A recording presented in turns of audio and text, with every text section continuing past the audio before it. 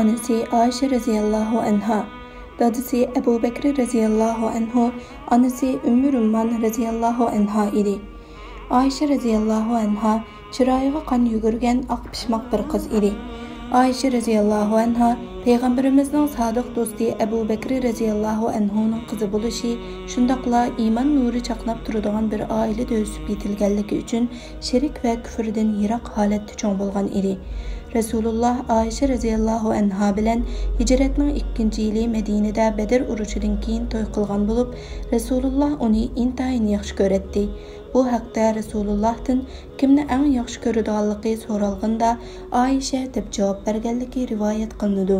Ayşe onamiz Peygamber alayhisalomning ayollari ichida yoshda eng kichigi edi. Bu sababdan Peygamber alayhisalomning diniy tarbiyasidan eng ko'p foydalangan ayoli bo'ldi. Ayşe onamizning xos hujrasining masjidning temi bilan tutash bo'lishi uni nihoyat foydali sharoitlar bilan ta'minlagan bo'lib, u masjidda o'tirg'i qo'yilgan barliq masalalardan xabardor bo'la oladi. Bulungan suhbatlardagi tushunilmagan yoki bilinmaganlarini Peygamber alayhisalomdan so'raydi. Peygamber alayhisalom uning savollariga erinmasdan javob beradi. Bu natijada Peygamber alayhisalomdan nurg'un kishilarning anglamaganlarini anglaydi, bilmaganlarini bilib olaydi. Shundaqla bu haqdagi ilmlarning boshqalarga yetkazilishiga vosita bo'lgan edi. Bo'libmi ayollarga xos ilmlarda nurg'unlagan mushkul masalalarni yechgan va Peygamber alayhisalomning o'ziga o'rgatgani bo'yicha kishilarga masalalarning haqiqatlarini izohlab bergan edi. Ayşe onamiz Peygamber alayhisalomning vafotidan keyinmi ilm o'rgatishni to'xtatib qo'ymasdan davom qildi. Uning hujrasi go'yo bir ilm buloqi bo'lib, kishilar kelib ilm o'rganadi.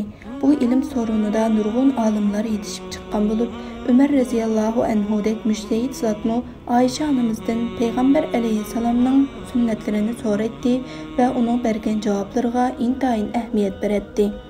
Peygamberimizden axloq fazilat darslarini voyaga yetkazib olgan Ayşe onamiz farz ibodatlarni to'liq ado qilish bilan birga nafli ibodatlarga mo alohida ahamiyat beradi. Peygamber alayhisalom tahajjud namozi uchun tursa, turadi. Ular kechalarni birga ibodat qilish bilan o'tkazadi. Uningdan boshqa nafli namoz va ro'za tutish ishlariga mo alohida ko'ngil bo'ladi. Ramazonda Peygamber alayhisalom e'tikofga kirsa, u mo e'tikofga kiradi. Ayşe onamizning farzandi bo'lmadi, ammo bu bo'shliqni yetim bolalarni himoya qilish, ularni beqib tarbiyalash ishlari bilan to'ldirishga tirishdi. Ularga onalik mehrini yetkazdi. Faqir miskinlarga yordam berishni odatga aylantirdi. Qo'lida faqatla bir tal xurmo qolgan taqdirda uni berish orqali ularning ko'nglini oladi. Bo'hton vaqasida intayin qattiq sinoqqa duch kelib, hayoti vayron bo'lg'ili tasliq qildi. Bu voqea yuz bergan mezgilda bu haqda darhol vahiy kelmaganligi uchun Allohning ig'ir sinoqiga uchradi. Bütün umidi Peygamber alayhisalomga o'zining pokligini tasdiqlagan vahiyning kelishida qoldi. Bir mezgildan keyin u vahiymu keldi va qiyomatgacha pokligi Qur'onda tilovat qilinadigan bo'ldi. Peygamber alayhisalom dunyodan o'tgandan keyin sahobalar orasida yuz bergan ixtilof natijasida o'ttirg'i chiqqan Jamal voqeasiga qatnashganligi uchun nihoyat pushaymon qilgan. Shu voqeadan keyin agar o'ylaringlarda o'ltiringlar degan oyatni o'qisa, yig'lab yig'liqi hul bo'lib ketadi.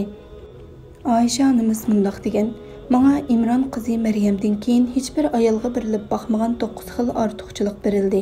Jibril alayhisalom mening suratimda tushib, Rasulullohni men bilan uylanishga buyurdi. Rasululloh mendan boshqa to'y qilmagan qizga uylanib boqmadi. Uning beshi mening quchqimdagi holatda qabzi ruh qilindi va qabrisi mening hujramda dafn qilindi. Vahiy mening uyimdagi vaqtda tushadi va farishtalar uyimni o'raydi. Men uning o'rin basarining qizi va mening o'zram vahiy bo'lib tushirilgan, esildan esil bo'lib yaratildim, afu va kangri rizq bilan va'da qilindim."